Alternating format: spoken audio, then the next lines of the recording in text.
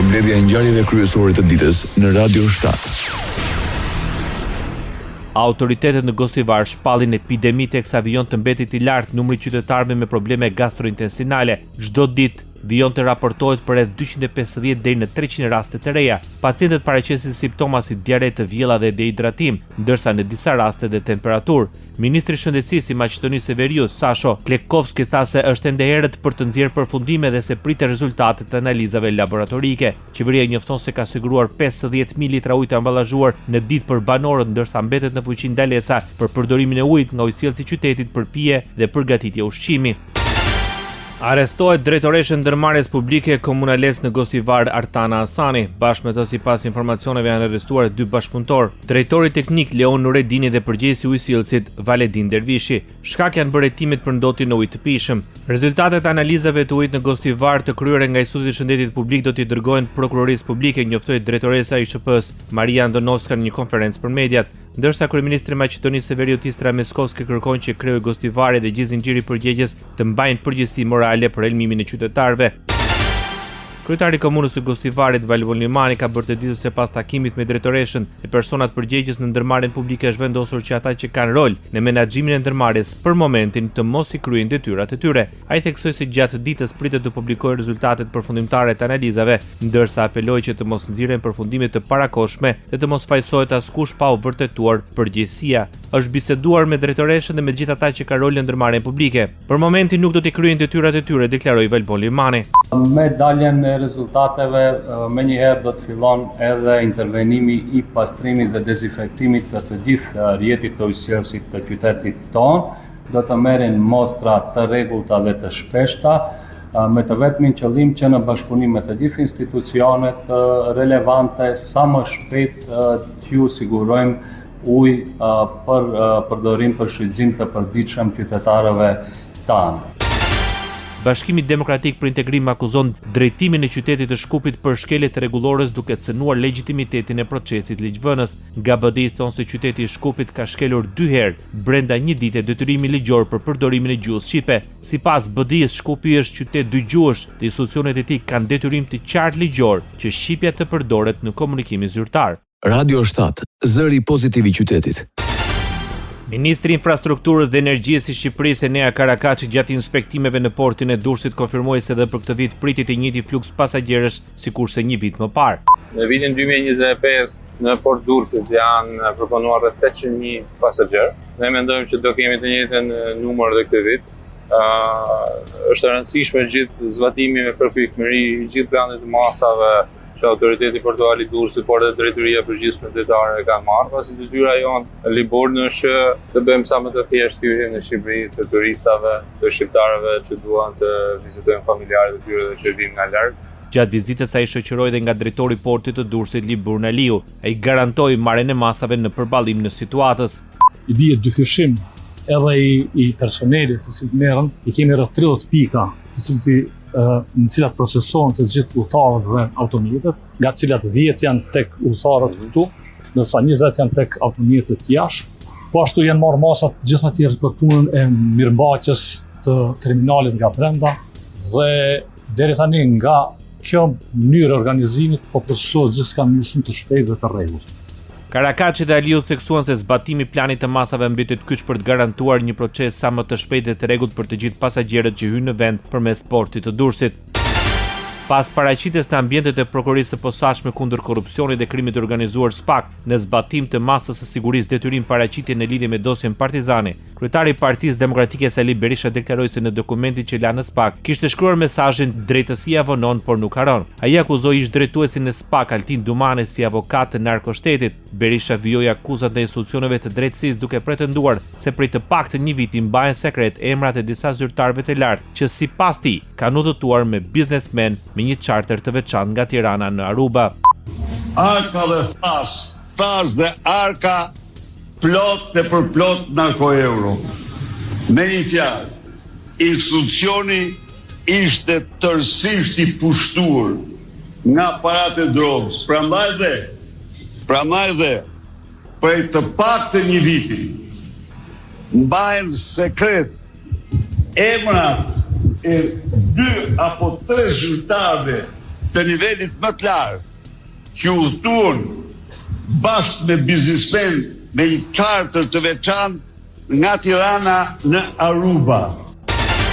Lufta kundër korrupsionit dhe krimit të organizuar pritet të jetë në fokusin e punës së prokurorit të shtetit në Kosovë Zeinullah Gashi. Ai ka marrë pjesë për herë të parë në mbledhjen e Këshillit Prokurorial të Kosovës pasi mori detyrën në krye të institucionit. Në hapje të mbledhjes së 299 të Këshillit Prokurorial të Kosovës, ai theksoi se luftimi i korrupsionit dhe krimit të organizuar do të jetë prioriteti i mandatit të tij, duke zotuar se askush nuk do të jetë mbi ligjin dhe se nuk do të ketë imunitet për askënd që bie ndesh me ligjin.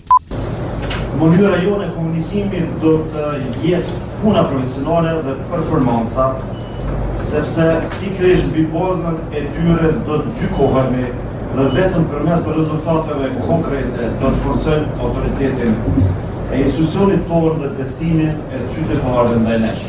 Kjo na kupton se gjatë punës tonë do të zhvillojmë time më profesionale, më efikase dhe të kemi ndjekje penale të suksesshme ndaj korrupsionit me theks veçantë, korrupsion në nivelit të lartë, krimi të organizuar edhe çdo formë tjetër të kriminalitetit. Gashi u bëri thirrje prokurorëve për profesionalizëm, integritet dhe varësi në ushtrimin e detyrës, ndërsa premtoi mbështetje të plotë për punën e tyre. Bota. Sulmet ruse shkaktuan të paktën 20 viktima dhe plagosën rreth 142 të tjerë në gjithë Ukrainën në 24 orët e fundit. Rusia nisi një valë sulmesh me dronë dhe raketa në Kiev, Kharkiv dhe rajonet të tjera të vendit. Forcat ukrainase thanë se Rusia lëshoi 125 dronë, 25 raketa balistike dhe 10 raketa hipersonike Zirkon gjatë natës, ndërkohë dhe Ukraina thotë se ka sulmuar objekte ruse të naftës dhe të gazit. Ushtria amerikane njoftoi fillimin e një vali të re sulmesh kundër Iranit. Komanda qendrore e Shteteve të Bashkuara, CENTCOM, tha se ka synuar dobësimin e aftësive të Teheranit për të goditur anijet në ngushticën e Hormuzit. Presidenti amerikan Donald Trump tha se sulmet erdhën pas vrasjes së ushtarëve amerikanë. But we hit them very hard again tonight, and we did that in honor of the great patriots. But you know, those great people, those great patriots were out there fighting that Iran cannot have a nuclear weapon. Ne goditëm përsëri shumë fort Iranin dhe e bëm këtë në nder të atyre patriotëve të mëdhenj. Ata patriotë të mëdhenj luftuan për të parandaluar Iranin të pajisjet marrën bërthamore, tha Donald Trump për gazetarët. Garda revolucionare e Iranit njoftoi se kanë ndaluar 2 anije cistern të naftës që po përpiqeshin të kalonin ngushticën e Hormuzit pa autorizim nga Teherani. 2 anije cistern nafte të pa autorizuara që po përpiqeshin të hynin dhe të dilin nga ajo që përshkruhet si rruga e rrezikshme jugore e ngushticës së Hormuzit u goditën, thanë ata në një deklaratë. Garda shtoi se ata shënjestruan avion ushtarak amerikan mbi aeroportin e Akabës në Jordani duke u shkaktuar dëme serioze. Po ashtu ata pretendojnë se kanë goditur objektiva ushtarake amerikane në Kuvajt, përfshirë një sistem radari paralajmërues që u shkatrua plotësisht sipas agjencisë së lajmeve IRNA. Ministria e Brendshme e Kroacisë vendos për lehtësimin e procedurave kufitare për udhëtarët që vinë nga vendet jashtë Bashkimit Evropian gjatë sezonit të verës. Nëse koha e pritjes të kalon 45 minuta, policia do të ketë të drejtë të pezullojë pjesërisht kontrolle strikte biometrike. Lehtësimi i procedurës në praktik do të thotë se në ditët kritike me trafikun më të madh, policia kufitare nuk do të bëjë skanim të fytyrës dhe marrje të gjurmave të gishtrimve për të gjithë udhëtarët. Ministri i Punëve të Brendshme i Gjermanisë Alexander Dobrindt ka ngritur nivelin e kërcënimit ndaj sigurisë në vend duke paralajmëruar se planet për sulme që synojnë Gjermaninë janë qartësisht të identifikueshme. Dobrindt tha se rritja e numrit të raportimeve dhe informacionit të inteligjencës e ka çuar në ngritjen e nivelit të mëparshëm abstrakt të kërcënimit në një nivel të lartë kërcënimi. Dobrindt tha se autoritetet gjermane të sigurisë së fundit kanë penguar një sulm të planifikuar me bombë, i cili dyshohet se ishte organizuar nga persona të rekrutuar që vepronin për shërbime të huaja të inteligjencës. Britania e Madhe ka kryeministrin e ri. Andy Burnham premton të forcojë ekonominë në të gjithë vendin, prandaj nuk dëshiron të qeverisë vetëm nga Londra dhe për Londrën. Andy Burnham ka deklaruar se synon që rajonet duhet të fuqizohen me më shumë kompetenca për administratat lokale, veçanërisht në zonat urbane dhe metropolitane. Burnham e formoi këtë ide në mënyrë të qartë dhe të rrejtë, duke thënë se do të zhvendoste një pjesë të administratës së Downing Street në Manchester City. Sport. Spanja u shpall kampione e botës pas fitores 1-0 ndaj Argjentinës. Takimi nisi me Spanjën që mori menjëherë kontrollin e lojës përmes qarkullimit të shpejtë të topit dhe presionit të lartë. Argjentina u rreshtua në repartin mbrojtës duke kërkuar të godiste nëpërmjet kundërsulmeve. Me përfundimin e 90 minutave në barazim 0-0, fituesi i trofeut u vendos në kohën shtesë. Momenti që ndryshoi rrjedhën e finales erdhi pas kartonit të kuq të Enzo Fernandez, i cili e la Argjentinën me 10 lojtar.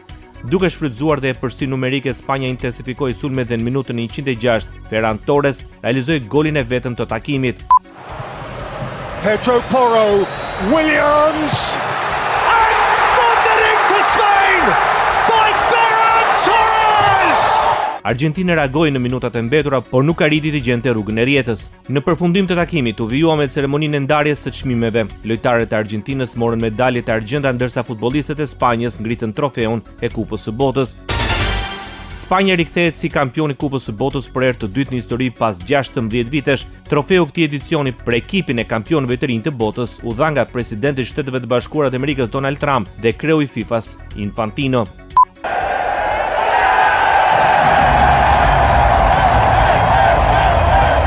Pas triumfit në Europianin 2024, Spanja me trajnerin Luis de la Fuente merrte trofeun e botrorit 2026 duke konfirmuar se janë dobinues në këtë sport. Spanja ka 38 ndeshje radhas i pahumbje. Këtë botror ajo pësoi vetëm golin në ndeshjen ndaj Belgjikës. Me ngritjen e trofeut nga kapiteni i Spanjës, Rodrigo, mbyllet dhe turneu 23 i Kupës së Botës. Trajneri i Spanjës De La Fuente u shpreh lumtur pas fitimit të botrorit. Kemi mbyllur një kapitull shumë të rëndësishëm, kemi fituar në çdo kategori. Për më tepër, ky është një ekip me një të ardhme të gjatë përpara, po mendojmë për atë që vjen më pas, deklaroi trajneri spanjoll pas takimit. Sipas De La Fuente, Spanja luajti një lojë shumë të mirë, vetëm pritjet e shkëlqyera të dy buna penguan. Fitoria kushton shtrenjtë, prandaj duhet ta vlerësojmë kur arrim, tha trajneri pas suksesit 1-0 ndaj Argentinës. Spanja fitoi ndaj Argentinës dhe në ceremoninë e ndarjes së çmimeve individuale të Kupës së Botës 2026. Topi i art për lojtarin më të mirë të botrorit u dha mesfushërit Rodri, një nga protagonistët kryesor të suksesit të Spanjës me paraqitjet e tij gjatë gjithë turneut. Edhe portieri Unai Simon u vlerësua me dorezën e artë. Ai u çmua si portieri më i mirë i kompeticionit pasi posoi vetëm një gol në 8 takime. Ndërkohë talenti Pau Kubarsi fitoi çmimin lojtari më i mirë i ri. I vetmi çmim që nuk shkoi për Spanjën ishte këpuca e artë, e cila ju dorëzua Kylian Mbappé si golashënuesi më i mirë i turneut me 10 gola. Pas humbjes ndaj Spanjës, Argentina është shpallur nën kampione botës për herë të katërt në histori duke barazuar Gjermaninë si kombëtarje me më shumë finale të humbura në historinë e Kupës së Botës. Ata kanë përfunduar në vendin e dytë në 4 edicione të turneut më të madh të futbollit.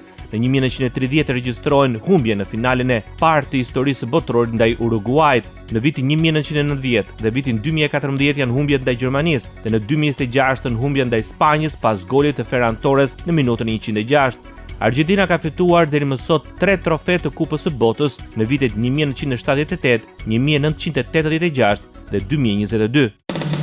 Ndoqët edicionin informativ të lajmeve në Radio 7, zëri pozitiv i qytetit.